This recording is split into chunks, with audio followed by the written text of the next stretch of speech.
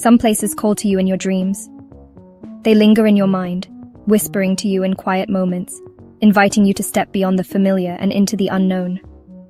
For me, Arunachal Pradesh was that place, a distant land that seemed to glow on the edge of every map I owned. Its name, the land of the dawn-lit mountains, promised untouched beauty and ancient mysteries, a world where the first light of day touched the earth before anywhere else in India. I imagined the green valleys of Ziro, where the air is crisp and the fields stretch endlessly, dotted with traditional bamboo houses, the wild jungles of Namdapha, alive with the calls of unseen creatures and the promise of adventure, called to my sense of wonder. And the winding roads of Dirang, lined with fluttering prayer flags, seemed to lead not just through mountains, but into a different way of being. But it was Tawang, perched high in the Himalayas, that held the greatest mystique, a kingdom in the sky, shrouded in clouds and legend. The idea of standing before its legendary monastery became a quiet obsession, a vision that grew stronger with every passing day. I knew I had to go, to see if the magic was real, to find out if the stories I'd heard could truly come alive. So, I packed my bags, driven by a curiosity I couldn't ignore, and a longing for something deeper than routine. This wasn't about ticking off sites. It was about connection, about letting the land shape me, and opening myself to its lessons. With the land, its people, their stories and traditions that have endured for centuries, and a wilder part of myself that I hope to rediscover along the way.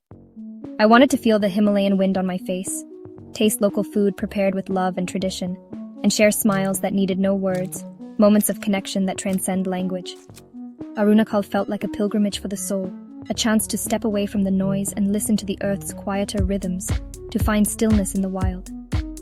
My heart was set on Tawang, the pinnacle of this dream, the place where my journey would find its meaning. The journey would be an adventure, a test, and a reward, each step a story waiting to unfold. I was ready to embrace the unknown and let the road transform me, to let Arunachal reveal itself in its own time. As I set out, a sense of peace washed over me, as if the mountains themselves were welcoming me home. The adventure had begun. I was finally answering the call of the dawn-lit mountains, ready to discover what waited beyond the horizon. The road to Tawang is a story in itself, twisting, climbing, and revealing the Himalayas' raw beauty. Each bend in the road feels like turning a page in a grand adventure, where the landscape shifts and surprises at every moment. Leaving the plains, the air grew thin and cool, scented with pine and earth. The mist clung to the treetops, and the silence was broken only by the distant call of birds and the crunch of gravel beneath our tires. Waterfalls tumbled down cliffs, gorges yawned below, and every turn brought a new, breathtaking vista. The mountains seemed to stretch endlessly, their peaks lost in clouds, reminding me how small we are in the face of such grandeur. The true test was Sela Pass, over 13,000 feet high, where snow sparkled and the air stung my cheeks. The wind howled across the barren expanse, and every breath felt like a victory against the altitude. Crossing the colorful Sela Gate felt like entering another realm. The prayer flags fluttered in the wind, carrying hopes and blessings across the mountains. Descending from the pass, anticipation grew with every mile. The landscape softened, and the promise of Tawang pulled us forward. We passed turquoise lakes, grazing yaks, and rugged roads, each moment a reward. The colors of the land seemed more vivid, the air more alive, as if the mountains themselves were welcoming us. The journey was long, but never tedious. It was a moving meditation through Arunachal's heart. Every hour on the road was a chance to reflect, to marvel, and to feel deeply connected to this wild, beautiful place. I gained a deep respect for those who call this land home, and for those who keep these mountain roads alive. Their resilience and warmth are woven into the very fabric of the journey. As dusk fell, Tawang's lights appeared, nestled in a wide valley cradled by peaks. The town glowed softly, promising rest and discovery after the long ascent. Relief and joy washed over me. We had made it. The sense of accomplishment was matched only by the excitement of what lay ahead. Arriving in Tawang felt like coming home to a place I'd only dreamed of. The town's charm and serenity welcomed us with open arms. The fatigue melted away, replaced by awe and peace. The mountains seemed to embrace us, offering a quiet sanctuary. The air buzzed with a quiet spiritual energy. Every corner of Tawang whispered stories of faith, tradition, and hope. I knew my journey had only just begun. The promise of new experiences and deeper understanding awaited with the coming dawn. Tawang was special. Its magic was real, and I was ready to discover all that it had to offer. At dawn, I followed the gentle sound of chanting to Tawang Monastery, Galden Namgi Latsa, where the first rays of sunlight painted the ancient walls in gold. The monastery, second largest in the world, crowns the valley with its golden roofs and white walls, standing as a beacon of faith and tradition for generations. Inside, the air was thick with incense and centuries of devotion. Every breath seemed to carry whispers of prayers offered by countless monks over the ages. Silence here was alive, filled with the soft murmur of prayers, the laughter of young monks echoing through stone corridors, and the slow, rhythmic turning of prayer wheels that seemed to mark time itself. The towering Buddha in the assembly hall watched over all, surrounded by vibrant murals that told stories of compassion, wisdom, and hope. I found a quiet corner, letting the play of light and the flutter of prayer flags wash over me, as if the monastery itself was inviting me to pause and reflect. I didn't need to understand the rituals to feel the peace that radiated from every gesture, every chant, every shared smile. The monastery was a sanctuary, a reminder that stillness can be powerful, and that sometimes the most profound truths are found in quiet moments.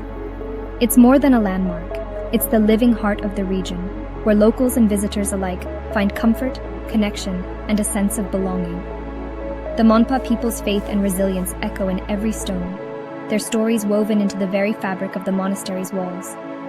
I left lighter, as if I'd shed invisible weight, carrying with me a sense of calm I hadn't known I was seeking. The spirit of Tawang Monastery left an indelible mark on my heart, a gentle reminder of the beauty in stillness. Its peaceful silence is something I'll carry forever, a memory that will always bring me back to this sacred place. Here, spirituality is found in simply being present, in listening to the silence, and in letting your heart be open to wonder. A short drive from Tawang lies Sangetsar, Madhuri Lake, a place of haunting beauty. Formed by an earthquake, its clear waters reflect snow-dusted peaks and the sky, interrupted by skeletal tree trunks rising from the depths. The landscape is both beautiful and melancholic, a reminder of nature's power to create and destroy. I sat on a boulder, lost in the stillness, feeling a peaceful solitude that connected me to the world and myself. The lake felt like a mirror for the soul, offering calm and clarity. A nearby army cafe offered hot tea, and a soldier's stories painted vivid pictures of the lake in winter. This place felt sacred, a natural temple for peace and perspective. Leaving was hard. Its tranquility washed away my stress. Madhuri Lake is more than a tourist spot. It's an experience of pure connection with nature. Its beauty, imperfect and powerful, stays with me. Tawang's soul lives in its people, the warm, welcoming Monpa community. In the bustling market, I found a stall serving momos and thukpa, the hearty noodle soup of the Himalayas. Sharing food with locals, we laughed and connected without words. The thukpa was more than a meal. It was comfort in a bowl. Invited into a Monpa home, I tasted butter tea and watched a grandmother weave intricate patterns by the Bukhari stove. These moments of connection were the true highlights of my trip. The Monpa's respect for nature and strong sense of community shone through their simple, meaningful lives. Their laughter was infectious, their hospitality humbling. They taught me that true warmth needs only an open heart. Experiencing their culture added depth and warmth to my journey. The Monpa people are the true gems of Tawang. Their kindness lingers long after the journey ends. Here, I found family and strangers.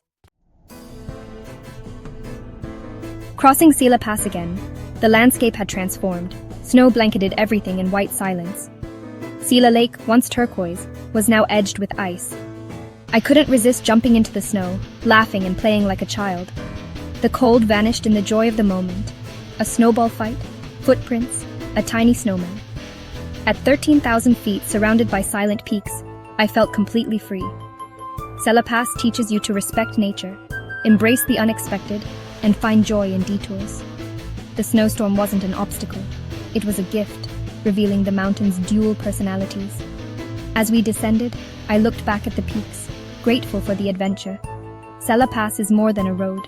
It's a playground and a classroom. The lesson: stay present, be flexible, and never lose your sense of wonder. Dancing in the snow reminded me to embrace life's surprises. The memory will always bring a smile. Sometimes, the best moments are unplanned. For the adventurous, Sela Pass, where India meets China, is a must. The journey is rugged, the landscape stark and otherworldly. At over 15,000 feet, vegetation vanishes, replaced by rock, ice, and endless sky. A simple stone pillar marks the border, where visitors place pebbles for luck. The wind is biting, the air thin, and the sense of history palpable. Meeting Indian soldiers at the border is humbling, their warmth and resilience inspiring. Their stories reveal the challenges and pride of guarding this frontier. Standing at Bumla, looking over the Tibetan plateau, I felt pride, awe, and perspective. It's a place that puts life in context, a pilgrimage of patriotism and gratitude. The soldiers are the true guardians of these mountains. The experience stays with you long after you leave.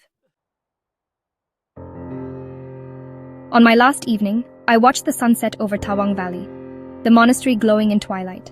The mountains offered a final lesson in beauty and stillness. Tawang taught me resilience, in its people, its roads, its ancient monastery. It taught me to slow down, to be present, to savor the journey. Most of all, it taught me about connection, to the earth, to a new culture, and to myself. The mountains strip away the non-essential, leaving only what matters. In their solitude, I found clarity and peace. The views offer perspective, not just scenery. As the stars appeared, I promised to carry these lessons with me: courage, openness, and gratitude. Tawang changed me in subtle, lasting ways. It's more than a destination, it's a feeling that stays in your soul. The mountain's wisdom lingers long after you leave. My time in Tawang ended, but my love for Arunachal Pradesh had only begun. This journey was just a glimpse. There are other valleys, other tribes, other wonders waiting. Stories of Ziro's Apatani tribe, Mechuka's forbidden beauty, and Namdafa's wild jungles called to me. Arunachal is not a place to conquer in one trip. It invites you back, again and again. As I left, I knew this was not goodbye, but see you later. The unending trail of Arunachal was calling. I'll return to wander its other valleys, to listen to its other stories. The adventure continues.